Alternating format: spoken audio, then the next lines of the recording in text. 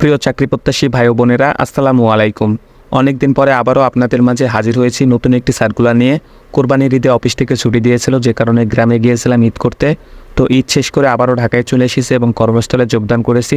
পাশাপাশি আপনাদের জন্য যে রেগুলার আমি ভিডিও তৈরি করতাম বিভিন্ন সার্কুলারের, সেগুলোও ইনশাল্লাহ এখন থেকে আবারও তৈরি করবো এবং আপনারা আমার এই চ্যানেলে নিয়মিত আগের মতো আবারও নিত্য নতুন সার্কুলারগুলো পেয়ে যাবেন।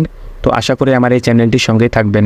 তো আজকে আমি আপনাদের মাঝে বাংলাদেশের জাতীয় পর্যায়ের বেসরকারি উন্নয়ন সংস্থা পিদিম ফাউন্ডেশনের নতুন একটি সার্কুলার নিয়ে হাজির হয়েছি এবং এই সার্কুলারটিতে তারা প্রায় 8টি ক্যাটাগরিতে নতুন একটি সার্কুলার প্রকাশ করেছে এবং এখানে তারা কতজনকে নিয়োগ প্রদান করবে এটি স্পষ্টভাবে উল্লেখ করে নাই। তবে তারা 1000-এর অধিক জনবল এই সার্কুলারটিতে নিয়োগ প্রদান করবে। তো আজকে আমি আপনাদের মাঝে উক্ত সার্কুলারটি নিয়ে আলোচনা করব, দেখিয়ে দেবো কীভাবে আপনারা এখানে আবেদন করতে পারবেন এবং এই পদে আবেদন করতে হলে আপনার কতটুকু শিক্ষাগত যোগ্যতা ও অভিজ্ঞতার প্রয়োজন। আশা করি ভিডিওটি না টেনে পুরোটি দেখবেন। তো আপনি যদি আমার এই চ্যানেলে নতুন হয়ে থাকেন এবং এই ধরনের সার্কুলারগুলো আপনি যদি নিয়মিত পেতে চান, তাহলে অবশ্যই আমার এই চ্যানেলটি সাবস্ক্রাইব করে দিবেন এবং পাশে থাকা বেল আইকনটি চেপে অল বাটনে প্রেস করে দেবেন। তো দেখতে পাচ্ছেন যে বাংলাদেশের জাতীয় পর্যায়ের বেসরকারি উন্নয়ন সংস্থা পিদিম ফাউন্ডেশন সম্প্রতি যে নিয়োগটি প্রদান করেছে, সেখানে প্রথমে যে পদটি রয়েছে সেই পদটির নাম হচ্ছে জোনাল ম্যানেজার। এই পদে আবেদন করতে হলে আপনার বয়স সর্বোচ্চ 45 বছর হতে পারবে। শিক্ষাগত যোগ্যতা স্নাতক অথবা স্নাতকোত্তর পাশ হতে হবে। জাতীয় পর্যায়ের এনজিওতে ক্ষুদ্র ঋণ কার্যক্রমে সংশ্লিষ্ট পদে 25 থেকে 30টি শাখা পরিচালনায় কমপক্ষে 3 বছরের বাস্তব অভিজ্ঞতা থাকতে হবে। শিক্ষানবিশকালে বেতন হবে 70,000 টাকা এবং শিক্ষানবিশকাল শেষে স্থায়ীকরণের পর বেতন হবে 78,211 টাকা। এরপরে 2 নম্বর যে পদটি রয়েছে এরিয়া ম্যানেজার। এই পদে আবেদন করতে হলে আপনার বয়স সর্বোচ্চ 42 বছর হতে পারবে। শিক্ষাগত যোগ্যতা স্নাতক অথবা স্নাতকোত্তর পাস হতে হবে। এবং 3 নম্বর যে পদটি রয়েছে সেই পদটির নাম হচ্ছে শাখা ব্যবস্থাপক। এই পদে আবেদন করতে হলে আপনার বয়স সর্বোচ্চ 38 বছর হতে পারবে। শিক্ষাগত যোগ্যতা স্নাতক অথবা স্নাতকোত্তর পাস হতে হবে। এই দুইটি পদে আবেদন করতে হলে আপনাকে জাতীয় পর্যায়ের এনজিওতে ক্ষুদ্র ঋণ কার্যক্রমে সংশ্লিষ্ট পদে কমপক্ষে 3 বছরের কাজের অভিজ্ঞতা থাকতে হবে। এরিয়া ম্যানেজারের ক্ষেত্রে আপনার বেতন শিক্ষানবিশকালে 48,000 টাকা হবে এবং স্থায়ীকরণের পর আপনার বেতন হবে 53,614 টাকা। এরপর শাখা ব্যবস্থাপক যেটি রয়েছে সেটিতে বেতন হবে 34,000 টাকা শিক্ষানবিশকালে এবং শিক্ষানবিশকাল শেষে আপনার বেতন হবে 40,890 টাকা। এরপর 4 নম্বর যে পদটি রয়েছে সেই পদটির নাম হচ্ছে হিসাবরক্ষক। এই পদে আবেদন করতে হলে আপনার বয়স সর্বোচ্চ 35 বছর হতে পারবে। শিক্ষাগত যোগ্যতা থাকতে হবে স্নাতক অথবা স্নাতকোত্তর পাস অ্যাকাউন্টিং, ফিন্যান্স অথবা ম্যানেজমেন্ট থেকে। জাতীয় পর্যায়ের এনজিওতে ক্ষুদ্র ঋণ কার্যক্রমে সংশ্লিষ্ট পদে 2 বছরের কাজ করার অভিজ্ঞতা থাকতে হবে। অবশ্যই কম্পিউটার চালানোয় পারদর্শী হতে হবে। হিসাবরক্ষকের কাজের পাশাপাশি সীমিত সংখ্যক সমিতি পরিচালনার দায়িত্ব পালন করতে হবে। এ পদে যদি আপনি নিয়োগপ্রাপ্ত হন তাহলে আপনার শিক্ষানবিশকালে বেতন হবে 25,000 টাকা এবং শিক্ষানবিশকাল শেষে বেতন হবে 30,687 টাকা। এরপরে 5 নম্বর যে পদটি রয়েছে সেই পদটির নাম হচ্ছে এন্টারপ্রাইজ অফিসার। এই পদে আবেদন করতে হলে আপনার বয়স সর্বোচ্চ 35 বছর হতে পারবে। শিক্ষাগত যোগ্যতা স্নাতক অথবা স্নাতকোত্তর পাস হতে হবে। জাতীয় পর্যায়ের এনজিওতে ক্ষুদ্র ঋণ কার্যক্রমে 2 থেকে 3 বছরের কাজের অভিজ্ঞতা থাকতে হবে। মানসম্মত ওটিআর পার সহ 1.5 কোটি টাকার ভালো ঋণ পরিস্থিতি নিয়ে কর্মরত থাকতে হবে। শিক্ষানবিশকালে এই পদটির বেতন হবে 25,000 টাকা এবং শিক্ষানবিশকাল শেষে 31,269 টাকা বেতন কার্যকর হবে। এরপরে 6 নম্বর যে পদটি রয়েছে ঋণ সংগঠক অভিজ্ঞতা সম্পন্ন। এই পদে আবেদন করতে হলে আবেদনকারী বয়স সর্বোচ্চ 35 বছর হতে পারবে। এই পদে আবেদন করতে হলে শিক্ষাগত যোগ্যতা স্নাতক অথবা স্নাতকোত্তর পাস হতে হবে। এবং 7 নম্বর যে পদটি রয়েছে সেই পদটির নাম হচ্ছে ঋণ সংগঠক অবশ্যই অভিজ্ঞতা সম্পন্ন। এই পদে আবেদন করতে হলে বয়স সর্বোচ্চ 35 বছর হতে পারবে। এই পদে আবেদন করতে হলে শিক্ষাগত যোগ্যতা শুধুমাত্র এইচএসসি পাস করলে আবেদন করতে পারবেন। এই দুটি সার্কুলারের অভিজ্ঞতার ক্ষেত্রে জাতীয় পর্যায়ের এনজিওতে ক্ষুদ্র ঋণ কার্যক্রমে সংশ্লিষ্ট পদে 2 বছরের কাজের অভিজ্ঞতা থাকতে হবে। প্রথম যে 6 নম্বর পদটি রয়েছে সেই পদটির ক্ষেত্রে বেতন হবে 22,000 টাকা এবং স্থায়ীকরণের পর বেতন হবে 25,870 টাকা। এবং 7 নম্বর যে পদটি রয়েছে সেই পদটির ক্ষেত্রে শিক্ষানবিশকালে বেতন হবে 20,000 টাকা এবং শিক্ষানবিশকাল শেষে স্থায়ীকরণের পর বেতন হবে 23,674 টাকা। এরপরে 8 নম্বর যে পদটি রয়েছে ঋণ সংগঠক অভিজ্ঞতার কোনো প্রয়োজন নাই। এই পদে আবেদন করতে হলে আপনার বয়স সর্বোচ্চ 35 বছর হতে পারবে। শিক্ষাগত যোগ্যতা স্নাতক অথবা স্নাতকোত্তর পাস হতে হবে। এখানে স্পষ্টভাবে তারা উল্লেখ করেছে অভিজ্ঞতার কোনো প্রয়োজন নেই, অর্থাৎ আপনি সম্পূর্ণ বিনা অভিজ্ঞতায় 8 নম্বর যে পদটি রয়েছে সেই পদটিতে আবেদন করতে পারবেন। শিক্ষানবিশকালে বেতন হবে 20,000 টাকা এবং শিক্ষানবিশকাল শেষে বেতন হবে 23,674 টাকা। তো এই সকল পদগুলোতে যদি আপনি নিয়োগপ্রাপ্ত হন তাহলে বেতনের পাশাপাশি কোম্পানির পক্ষ থেকে আপনাকে যে সকল সুযোগ সুবিধা তারা প্রদান করবে সেগুলো হচ্ছে সংস্থার কাজের দূরত্ব অনুযায়ী সাইকেল ভাতা প্রতি কিলোমিটারে 4.50 4 টাকা 50 পয়সা হারে সর্বোচ্চ 6,000 টাকা, মেনটেন্যান্স বিল 500 টাকা এবং মোবাইল বিল 600 টাকা প্রদান করা হবে।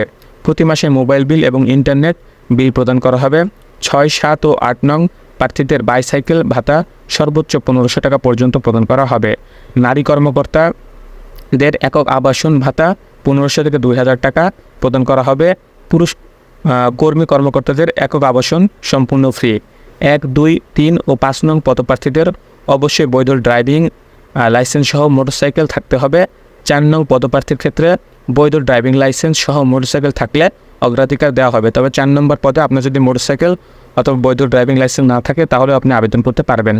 6, 7 ও 8 নং পদপ্রার্থীর অবশ্যই বাইসাইকেল চালিয়ে কাজ করতে হবে, তবে বৈধ ড্রাইভিং লাইসেন্স সহ মোটরসাইকেল থাকলে অগ্রাধিকার দেওয়া হবে। তো এখানে আরও বেশ কিছু সুযোগ সুবিধা রয়েছে, এগুলো আমি আপনাদেরকে পড়ে শোনাচ্ছি। যেমন সাপ্তাহিক ছুটি 2 দিন দেওয়া হবে, শুক্রবার ও শনিবার। সংস্থার নিয়ম অনুযায়ী বাৎসরিক বেতন বৃদ্ধি, পদোন্নতি, 2টি উৎসব ভাতা ও বৈশাখী ভাতা প্রদান করা হবে। সংস্থার নিয়ম অনুযায়ী যোগ্যতা ও নিষ্ঠার সাথে চাকরিতে বয়স যখন আপনার 11 বছর অতিক্রম হওয়ার পরে 1 নং পদের ক্ষেত্রে 35 লক্ষ টাকা, 2 নং পদের ক্ষেত্রে 20 লক্ষ টাকা, 3 নং পদের ক্ষেত্রে 16 লক্ষ টাকা, 4 ও 5 নং পদের ক্ষেত্রে 13 লক্ষ টাকা এবং 6, 7 ও 8 নং পদের ক্ষেত্রে 10 লক্ষ টাকার সুবিধা প্রাপ্য হবেন। তবে অবশ্যই আপনাকে 11 বছর এখানে চাকরি করতে হবে। উল্লেখিত সুবিধায় প্রভিডেন্ট ফান্ড, গ্র্যাচুইটি ফান্ড ও অর্জিত সুযোগের বিপরীতে বেতন সহ ইত্যাদি প্রদান করা হবে। উল্লেখ্য 11 বছরের আগে চাকরি ছেড়ে গেলে সংস্থার নিয়ম অনুযায়ী সুবিধা প্রাপ্য হবেন। সেক্ষেত্রে প্রভিডেন্ট ফান্ড ও গ্র্যাচুইটি ফান্ড সুবিধাসহ যতক্রমে 5 ও 3 বছর পূর্ণ প্রাপ্য হবেন। সংস্থার নিয়ম অনুযায়ী মোবাইল সিম ফ্রি, এছাড়াও রাত্রি যাপন ভাতা, কর্মদক্ষতা ভাতা, বিশেষ চিকিৎসা ভাতা, কর্মী কর্মকর্তাদের মেধাবী ছেলেমেয়েদের শিক্ষাবৃত্তি সহ অন্যান্য সুযোগ সুবিধা প্রদান করা হবে। নারী কর্মী কর্মকর্তাদের জন্য মাতৃত্বকালীন ছুটি 6 মাস স্ববেতনে এবং পিতৃত্বকালীন ছুটি 7 দিন স্ববেতনে প্রদান করা হবে। নারী কর্মীদের পার্শ্ববর্তী এলাকায় নিয়োগের সুবিধা রয়েছে কর্ম এলাকার মধ্যে। চাকরিতে যোগদানের শর্তাবলী সংস্থার নিয়ম অনুযায়ী শিক্ষানবিশকাল 3 থেকে 6 মাস হবে। জামানত নির্বাচিত প্রার্থীদের ক্ষেত্রে 3 নং পদের ক্ষেত্রে 15,000 টাকা, 4 ও 5 নং পদের ক্ষেত্রে 12,000 টাকা, 6, 7 ও 8 নং পদের ক্ষেত্রে 10,000 টাকা নগদ জামানত যোগদানের সময় জমা দিতে হবে, যা চাকরি শেষে লাভ্যাংশ সহ ফেরত দেওয়া হবে। নির্বাচিত প্রার্থীদের যোগদানের সময় উল্লেখিত জামানতের টাকা প্রধান কার্যালয় ব্যতীত অন্য কোনো মাধ্যমে জমা নেওয়া হয় না। প্রধান কার্যালয় ব্যতীত আর্থিক লেনদেন করলে কর্তৃপক্ষ দায়ী থাকবে না। অধ্যয়নরত ছাত্রছাত্রীদের আবেদন করতে এখানে নিরুৎসাহিত করা হয়েছে। প্রার্থীদের ক্ষেত্রে সকলের জন্য সম অধিকার, যে কোনো ধরনের তদবির প্রার্থীর অযোগ্য বলে গণ্য হবে। তো এই সার্কুলারটিতে আপনারা যেভাবে আবেদন করবেন এখানে তারা স্পষ্টভাবে উল্লেখ করেছে, যেমন পিডি ফাউন্ডেশন MRA সনদপ্রাপ্ত, এখানে তারা নাম্বার দিয়ে দিয়েছে। PKSF এর সহযোগী সংস্থা হিসাবে দীর্ঘদিন যাবৎ গাজীপুর, নরসিংদী, নারায়ণগঞ্জ, ময়মনসিংহ, শেরপুর, ঢাকা, মানিকগঞ্জ, টাঙ্গাইল, ব্রাহ্মণবাড়িয়া, মুন্সিগঞ্জ, চাঁদপুর, কুমিল্লা, নোয়াখালী, ফরিদপুর, গোপালগঞ্জ, মাদারীপুর জেলায় দক্ষতার সাথে মাইক্রোফিন্যান্স ইনস্টিটিউট হিসেবে কার্যক্রম পরিচালনা করে আসছে। বর্তমানে ঋণ কার্যক্রম সম্প্রসারণের লক্ষ্যে নিম্নলিখিত পদে তারা সার্কুলারটি প্রকাশ করেছে। সংস্থার কর্ম এলাকায় কাজ করতে আগ্রহী প্রার্থীদের, অর্থাৎ যে সকল জেলার কথা উল্লেখ করেছে সেই সকল জেলাতে কাজ করতে আগ্রহী প্রার্থীদের অবশ্যই এখানে আবেদন করবেন। অর্থাৎ উল্লেখিত জেলার বাইরেও বাংলাদেশের 64 জেলার থেকে আপনারা আবেদন করতে পারবেন। তবে আপনি যদি নিয়োগপ্রাপ্ত হন তাহলে উল্লেখিত জেলায় আপনাকে পোস্টিং করে দেওয়া হবে। তো এই সকল আবেদনের যে প্রক্রিয়া আছে সেটি হচ্ছে আগামী 15 জুলাই 2024 তারিখের মধ্যে পূর্ণ জীবন বৃত্তান্ত, মোবাইল নাম্বার সহ সদ্য তোলা 3 কপি ছবি, শিক্ষাগত যোগ্যতা, জাতীয় পরিচয়পত্রের সত্যায়িত ফটোকপি, অভিজ্ঞতা সম্পন্নদের ক্ষেত্রে অভিজ্ঞতার সনদ ও ছাড়পত্রের ফটোকপি এবং যারা কর্মরত সংস্থার নিয়োগপত্রের ফটোকপি প্রত্যয়ন সহ আবেদনপত্র খামের উপর অবশ্যই পদের নাম লিখতে হবে। উপপরিচালক মানব সম্পদ ও RTB বিভাগ বরাবর প্রেরণের জন্য অনুরোধ করা হয়েছে। অর্থাৎ ডাকযোগে আপনারা এই ঠিকানায় প্রেরণ করবেন। প্রেরণের ঠিকানা Pidim foundation, plot A/76 road, W1 block A, Eastern Housing, Pallabi phase 2, Rupnagar, Mirpur, Dhaka 1216। ওয়েবসাইটের ঠিকানা www.pidimfoundation.org অথবা ইমেল করতে পারেন hard@pidimfoundation.org এই ইমেল অ্যাড্রেসে। তো উল্লেখিত সার্কুলারটি বাংলাদেশের জনপ্রিয় পত্রিকা দৈনিক প্রথম আলোয় গত 25শে জুন প্রকাশ করা হয়েছে। আপনারা চাইলে সেখান থেকে সার্কুলারটি দেখে নিতে পারেন। এছাড়া এই সার্কুলারটির লিঙ্ক আমি আমার ভিডিওর প্রথম কমেন্টে দিয়ে দেবো, আপনারা চাইলে সেখান থেকেও এই সার্কুলারটি দেখে নিতে পারেন। অনেক সুযোগ সুবিধা সম্পন্ন এই সার্কুলারটিতে অবশ্যই আপনারা যোগ্য প্রার্থী যারা আছেন তারা অবশ্যই আবেদন করবেন। আজকের এই ভিডিওটি এ পর্যন্তই। আপনাদের সবার জন্য শুভকামনা রইল। আল্লাহ হাফেজ।